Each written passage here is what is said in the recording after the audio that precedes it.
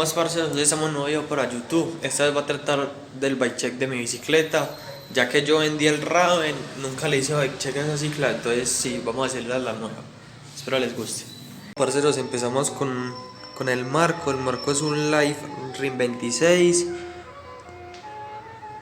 Por aquí un manubrio Bestia, la cual me parece que es muy cómodo para este deporte y más en esta bicicleta se siente re cómodo. Tenemos una espiga GW morada. Terceros, por acá tenemos un freno Shimano MT 222 con una mordaza Shimano y unas pastas GW. Acá tenemos unas Macy's Hogwarts con unos rines X-Rims y una manzana Vortex. Tenemos un Velo Plus con una caña de seguridad.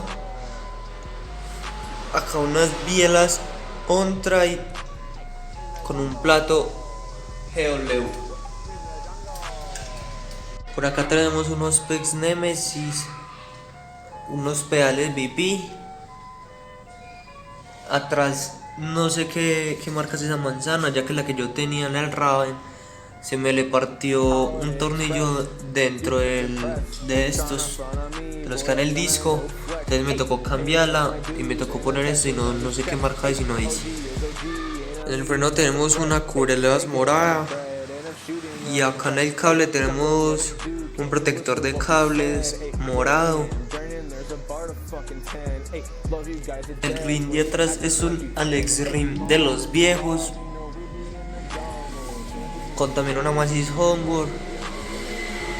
Pero si esto sería toda mi bicicleta. Ya acá presente les voy a dejar unas tomas de ella. Espero que les guste. La re buena.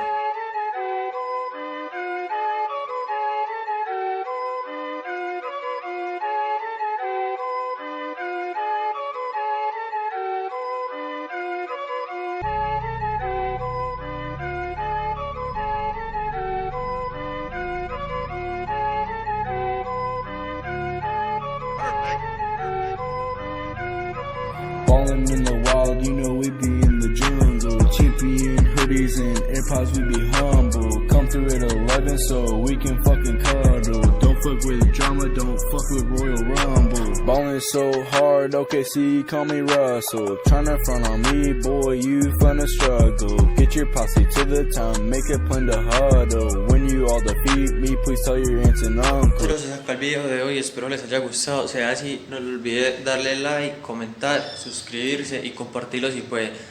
La re buena para todos.